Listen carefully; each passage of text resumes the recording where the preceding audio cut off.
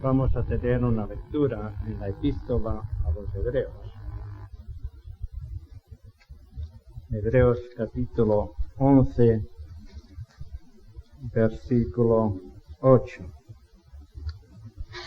Hebreos 11, 8. Por la fe, Abraham, siendo llamado, obedeció para salir al lugar que había de recibir como herencia, y salió sin saber a dónde iba. Por la fe habitó como extranjero en la tierra prometida, como en tierra ajena, morando en tiendas con Isaac y Jacob, coherederos de la misma promesa, porque esperaba la ciudad que tiene fundamentos, cuyo arquitecto y constructor es Dios. Versículo 13.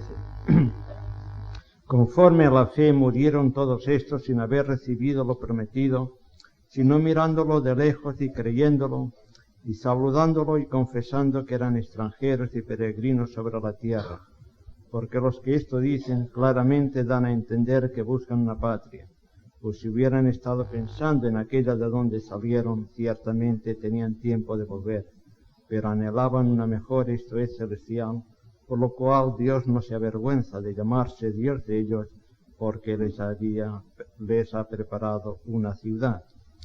Y esa misma epístola, capítulo 13, versículo 10, 13:10. Tenemos un altar del cual no tienen derecho de comer los que sirven al tabernáculo, porque los cuerpos de aquellos animales cuya sangre a causa del pecado es introducida en el santuario por el sumo sacerdote son quemados fuera del campamento. Por lo cual también Jesús, para santificar al pueblo mediante su propia sangre, padeció fuera de la puerta.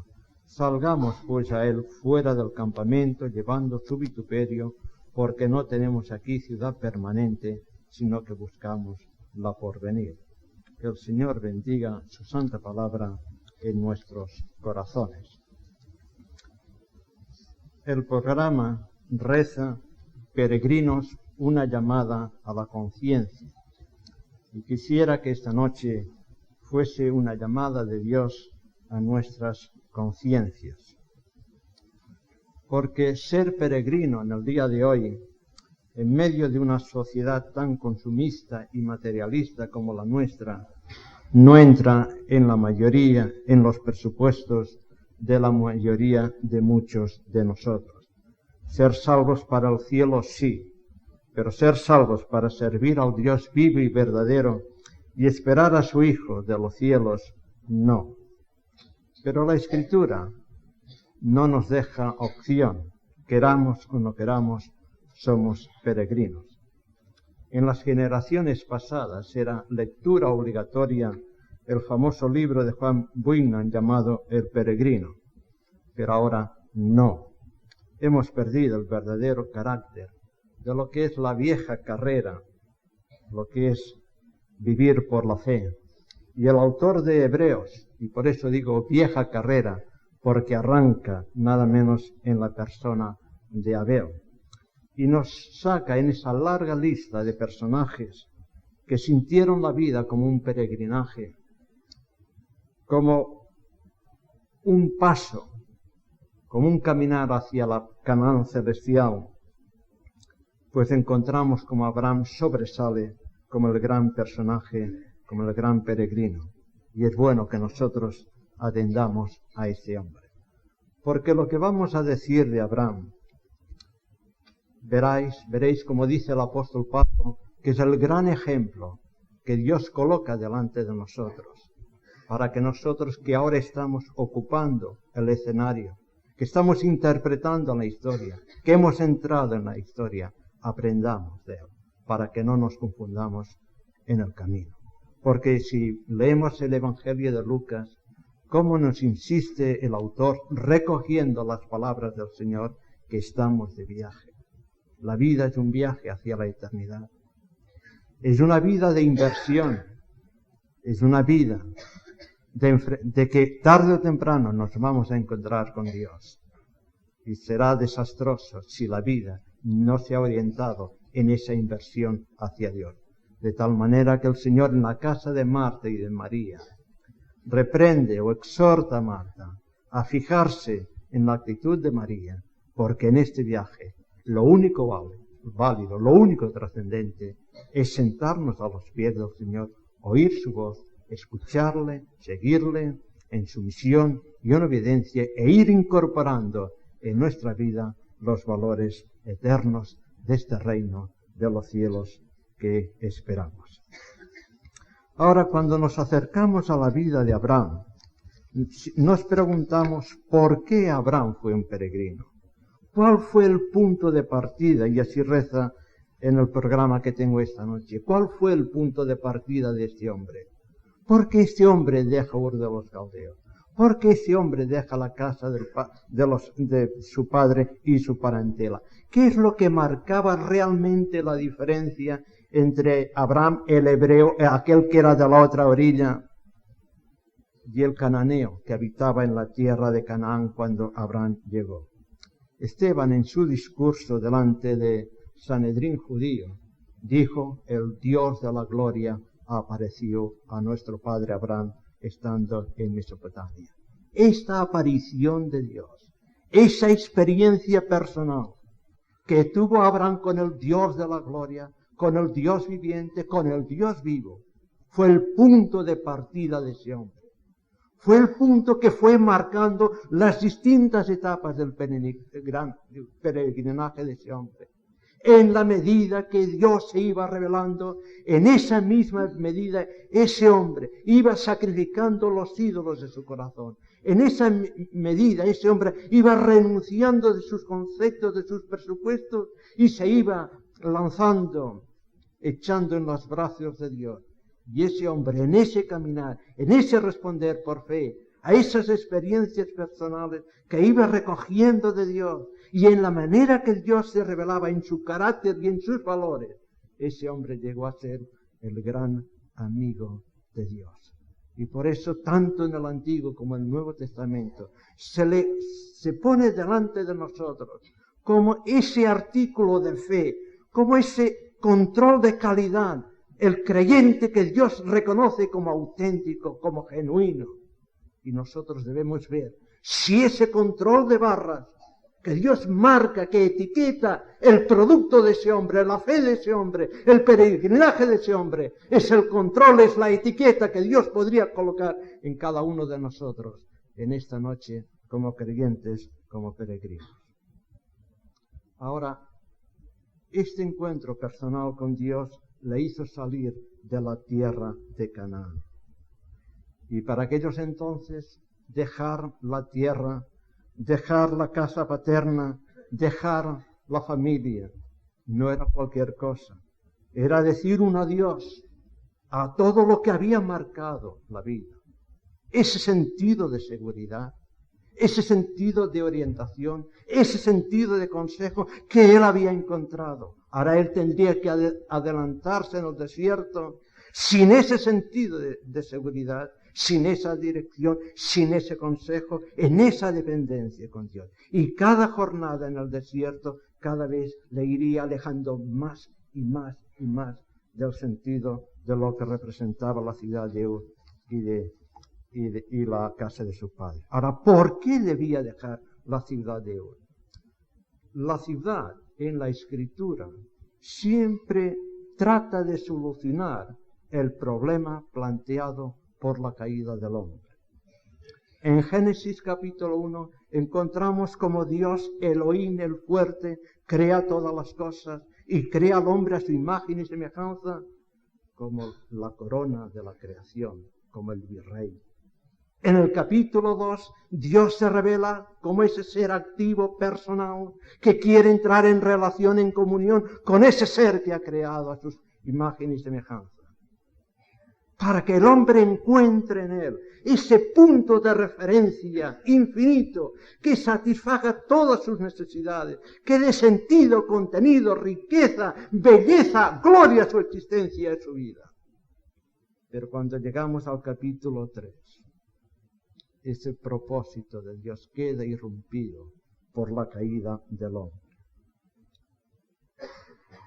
Y precisamente el hombre, en esa caída, destrona a Dios, se coloca a sí mismo y desde entonces hace girar toda su vida, toda su existencia alrededor de sí mismo.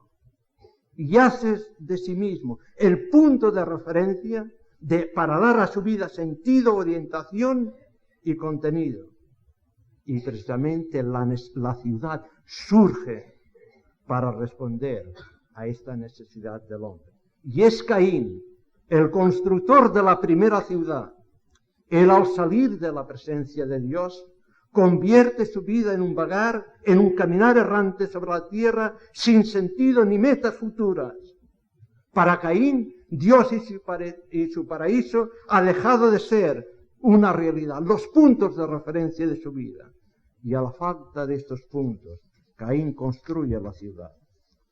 Y esa ciudad intentará que Caín encuentre ese sentido de seguridad, esa protección, esa orientación.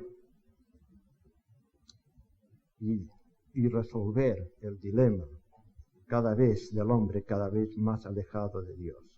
Los griegos creían en sus ciudades y creían que en esas ciudades y en sus dioses el hombre encontraría, el ciudadano, la respuesta a ese dilema.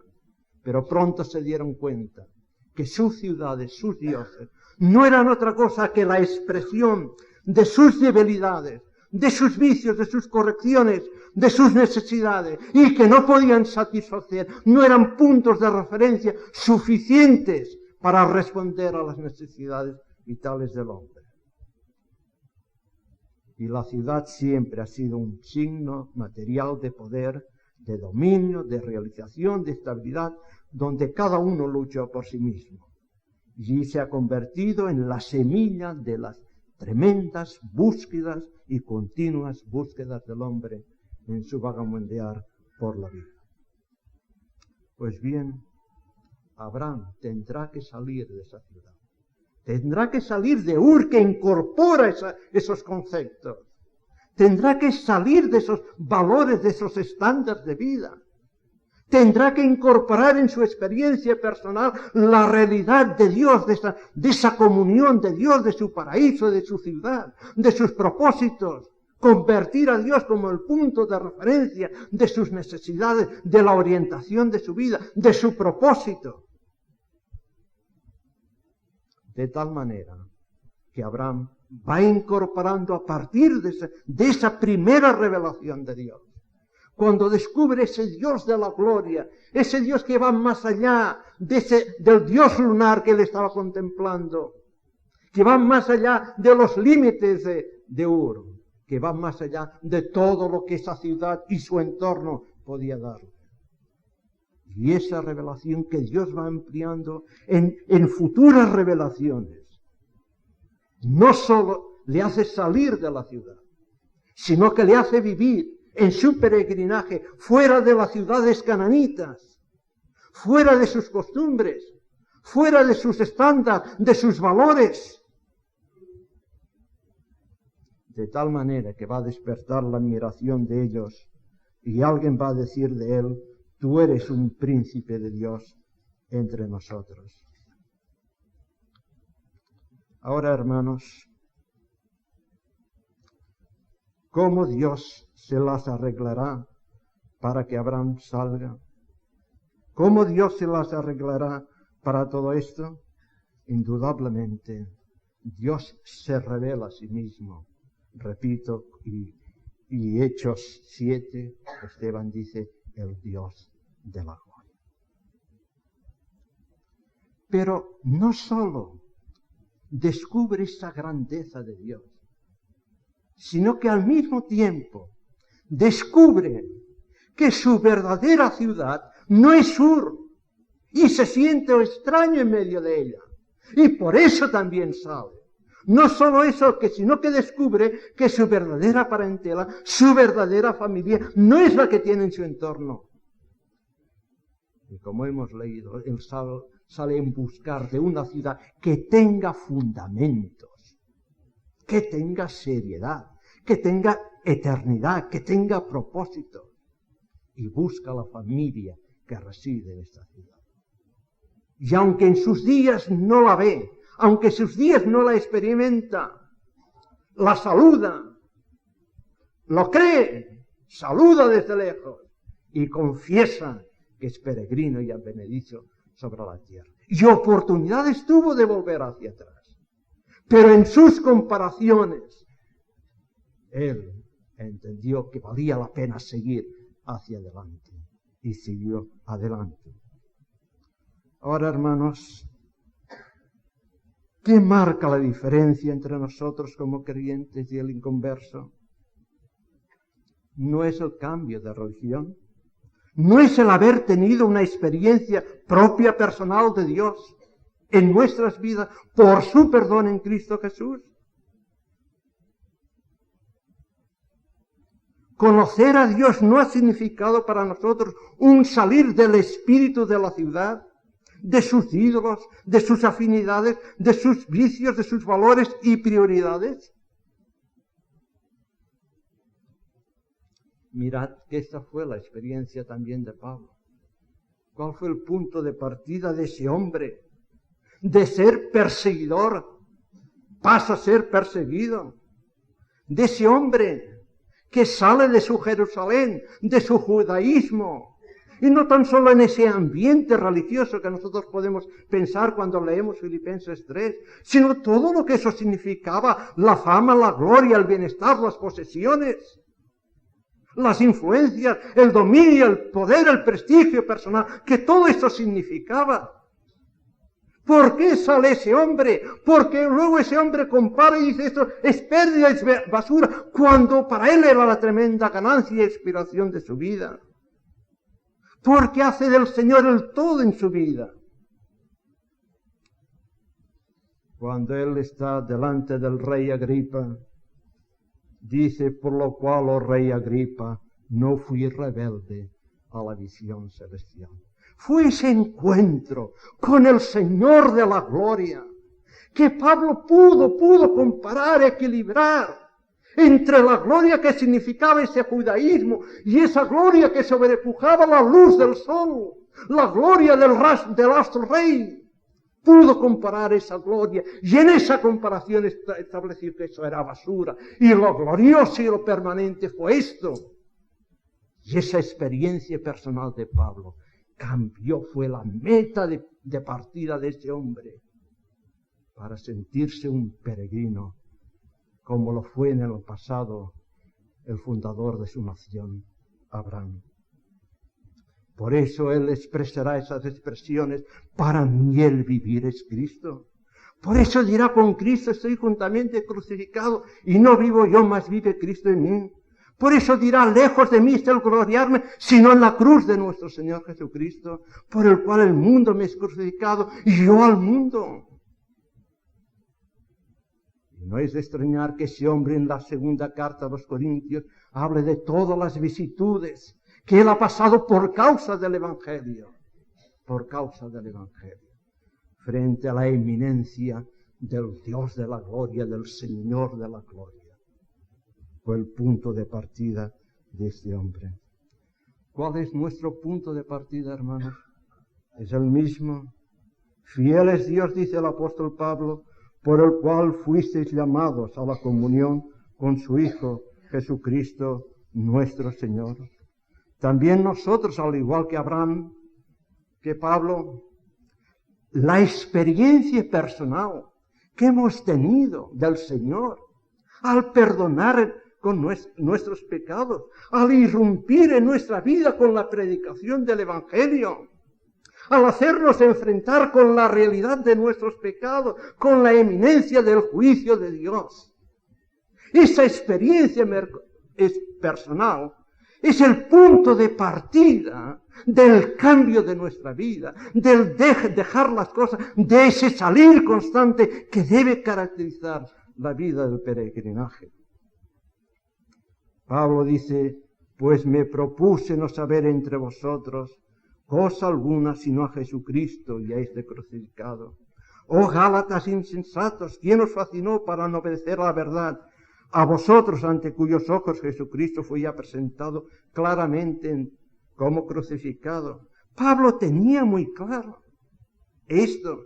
Y no deseaba otra cosa que enfrentar, que encarar al pecador, a que tuviera una clara comprensión de lo que era la obra de Cristo en la cruz.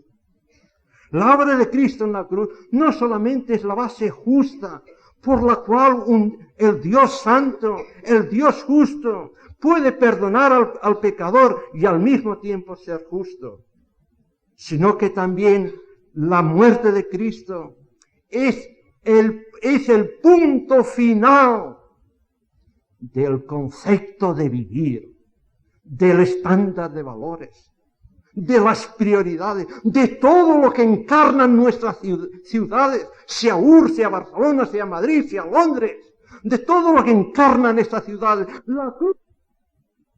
La cruz es el final de esa ciudad, de toda su filosofía de entender la vida. Es el final la cruz del Calvario. Y nosotros debemos entender que este es el final también de nosotros como consecuencia de nuestra caída. De forma que la cruz, al ser el gran tema del triunfo de Dios y nuestro, es por lo que Pablo convierte la obra de la cruz en el fundamento glorioso de la vida, de la confianza y de la esperanza del creyente. Cuando él escribe su carta a los romanos, él dice: no me avergüenzo del Evangelio, soy deudor. ¿Por qué? ¿Por qué, Pablo? Porque en el Evangelio es la potencia de Dios para salvación a todo el que cree. ¿Por qué es el poder de Dios, Pablo? Porque en él se revela una justicia, la justicia de Dios. Esa justicia que imputa al hombre Dios por su gracia para la fe. Esa justicia que le libra de la ira de Dios.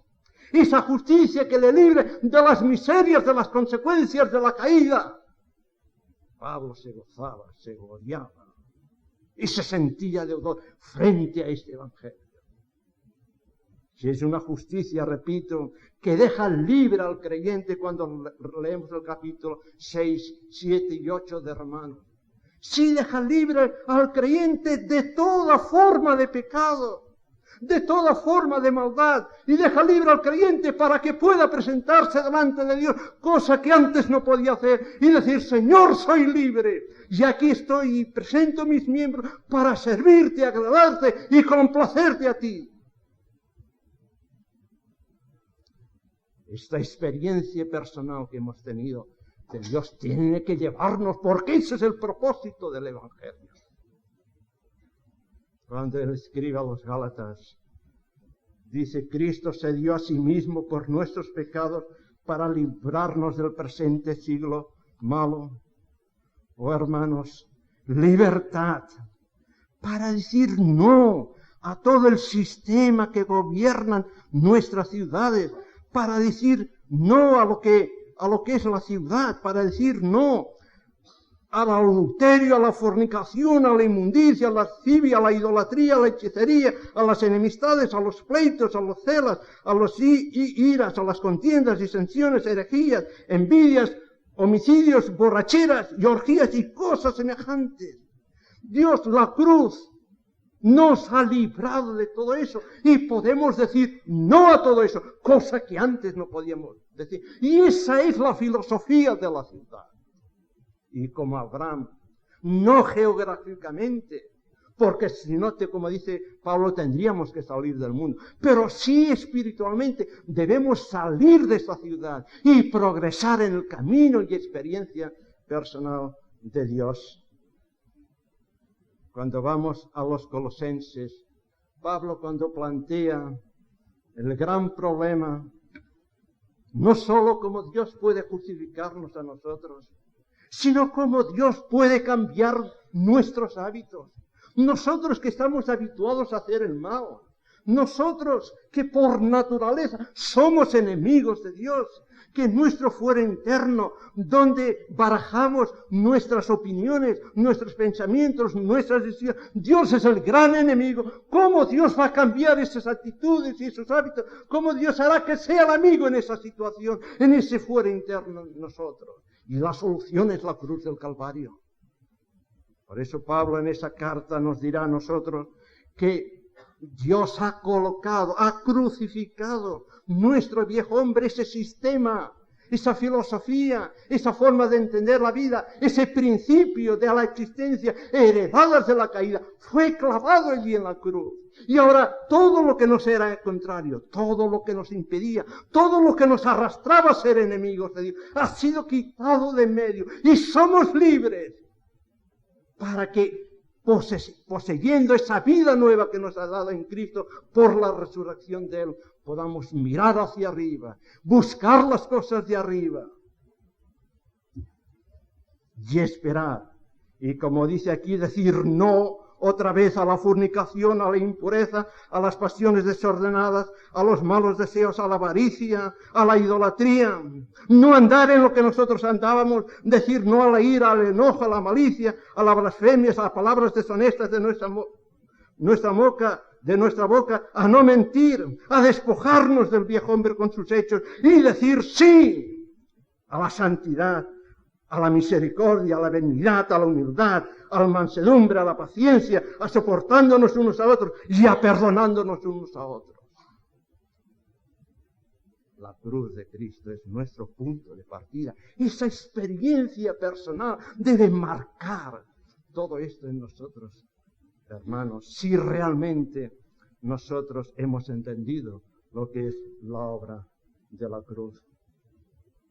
Cuando vamos a la segunda carta de los Corintios, Pablo nos dice, hablando en su propia experiencia personal y llevándonos a nosotros, porque el amor de Cristo nos constriñe. No sé, hermanos, cuando uno siente, por ejemplo, expresiones como Juan Sebastián Bach, en una de sus cantatas de Navidad dijo, Señor, enséñame para que yo pueda comprender y ver qué es la motivación que te llevó a ti a bajar a esta tierra. Y Pablo dice, el amor de Cristo no me deja alternativa. Si Él murió, por todos murió, para que ya no vivamos para sí, sino para Él. Porque de aquí en adelante, si alguno está en Cristo, nueva criatura es, las cosas viejas pasaron, y aquí todas son hechas nuevas. Sí, la cruz de Cristo. El aceptar al Señor Jesucristo como Salvador. No es solo el Salvador del infierno, es el Salvador de la vida, es el Rey de la vida, es el soberano de la vida, es el punto de referencia que nosotros tenemos para ajustar nuestra vida y andar como peregrino, porque Él también fue peregrino cuando Él pasó por nuestro mundo. Y que nos dice el apóstol Pedro también, cuando en su carta nos dice, amados, yo ruego os ruego que como extranjeros y advenedizos, dice, puesto que Cristo ha padecido por nosotros en la carne, vosotros también armaos del mismo pensamiento, pues quien ha padecido en la carne terminó con el pecado, para no vivir el tiempo que resta en la carne conforme a las concupiscencias de los hombres, sino conforme a la voluntad de Dios. Baste ya el tiempo ha pasado haber vivido como los gentiles. Armaos de ese pensamiento, la liberación de nuestros pecados, la liberación de nuestras miserias humanas, la liberación para que Él pueda presentarnos santos y irreprensibles delante de Él, para que no haya nada en contra de nosotros, para que seamos el gozo y la alegría en el cielo. Él tuvo que sufrir en el Calvario. Y dice Pedro, ármate, llena tu mente de esa visión, llena tu mente de la muerte del Señor, del amor del Señor. Y es suficiente lo que hemos vivido.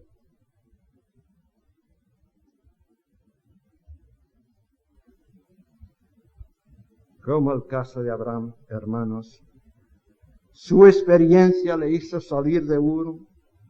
Como el caso de Pablo, su experiencia le hizo salir del mundo del judaísmo. También a nosotros se nos obliga a salir. Y ahí tenemos esa lectura que hemos tenido en Hebreos capítulo 13. Tenemos un altar del cual no tienen derecho de comer a los que sirven al tabernáculo. Tenemos un altar Ya no era el del tabernáculo, ya no es la sombra, la realidad. Ese altar que significa la invitación de Dios a la participación de todos los beneficios y recursos que significa la cruz del Calvario. Ayer, creo que era ayer, estaba viendo un reportaje por televisión, viendo la agresividad en la selva en Nigeria. Y veías cómo aquellos animales sentían en sus propias carnes las garras de los animales superiores a ellos, sus chillidos. Cuando uno piensa en esas tragedias que estamos contemplando, hemos visto tiempo atrás en Ruanda y estos días en Yugoslavia, hermanos, la cruz de Cristo es la respuesta a todo esto. Es la solución de Dios. Es la solución a nuestras miserias y egoísmos. Tenemos un altar en el cual podemos participar y participamos y podemos atesorar y enriquecernos de todo lo que representa esos beneficios, esa vida resucitada con Cristo que los demás no tienen. Pero pensad un momento, para que el Señor pudiese santificarte, declararnos justos, separarnos para Dios, llevarnos a Dios, borrarnos de nuestras culpas, hacernos irreprensibles, sin mancha delante de Él, recibirnos con gran alegría, que esas huestes celestiales que tanto glorifican a Dios cantando Santo, Santo, Santo, no encuentren nada en nosotros que nos hagan recordar lo que éramos en el pasado. Él sufrió fuera de la ciudad. La religión le echó fuera, la política le echó fuera, la filosofía de la ciudad le echó fuera, la gente le echó fuera. Y el Señor tuvo que sufrir fuera para llevarnos a nosotros. Y dice el autor, salgamos pues a Él. Y ese salir es un salir constante. No es un salir una vez, es un salir constante porque constantemente tenemos que ir saliendo de todas aquellas miserias, de todos aquellos vicios, de aquellas debilidades que la Escritura nos va hablando, nos va revelando. Que en esa comunión con el Señor vamos descubriendo que no somos tan buenos ni tan hermosos como pensamos. Tenemos que salir constantemente a Él.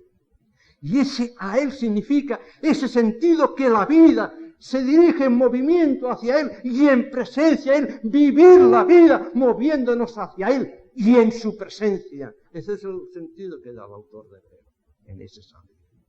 Vivir en su presencia, movernos motivados por Él, para complacerle, para agradarle.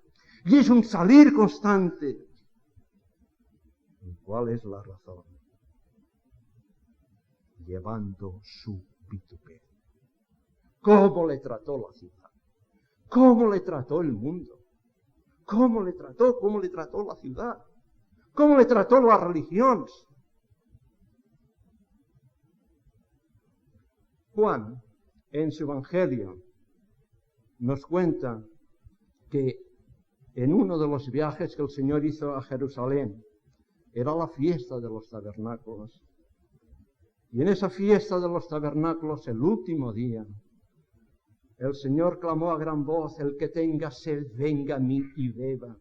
Y en él correrán ríos de agua viva. Pensad vosotros un momento cómo debieron sonar esas palabras frente a lo que era el consejo religioso director de Jerusalén. ¿Cómo se atreve a este hombre?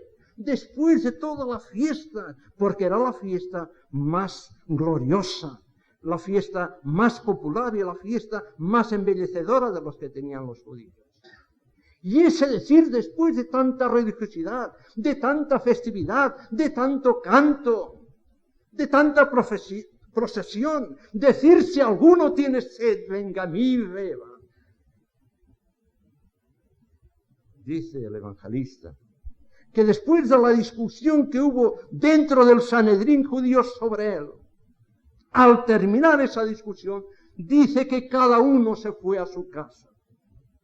La fiesta de los tabernáculos es la última fiesta religiosa de los judíos. Y les recordaba que si ellos poseían la tierra, si ellos tenían la tierra, es porque sus padres en el pasado no se habían quedado en Egipto, habían salido de Egipto en esa experiencia de salvación de Dios y habían recorrido el desierto y habían avanzado a través del desierto. Y si ellos estaban en la tierra y la poseían, era gracias a que sus padres en el pasado habían sido peregrinos.